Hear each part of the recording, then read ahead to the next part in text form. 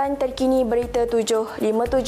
Polis Diraja Malaysia PDRM berjaya menahan seorang penjenayah buruan warga Jepun yang melarikan diri selama 7 tahun selepas dipercayai terlibat dalam kes pembunuhan di negara asalnya pada 2018. Pengarah Jabatan Siasatan Jenayah Komisioner Polis Datuk M. Kumar berkata, suspek ditahan di Kedah atas kesalahan dadah dan imigresen sebelum siasatan mendapati suspek menggunakan identiti palsu dan menyamar sebagai warga Myanmar. Identiti sebenar suspek disahkan melalui siasatan forensik dan pemadanan DNA dengan kerjasama pihak berkuasa Jepun. Suspek kini didakwa di Mahkamah Alustar manakala PDRM menegaskan Malaysia tidak akan menjadi tempat perlindungan penjenayah antarabangsa.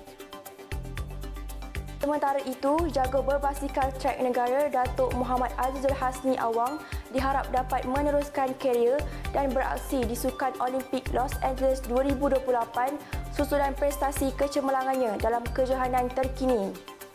Harapan itu disuarakan selepas Azizul Hasni membuktikan masih mampu bersaing di peringkat tertinggi termasuk menumpaskan pelumba bertaraf dunia dalam acara Keirin. Prestasi memberangsangkan itu dilihat sebagai petanda bahawa The Pocket Rocketman masih mempunyai keupayaan untuk menggaras cabaran negara di pentas Olimpik akan datang.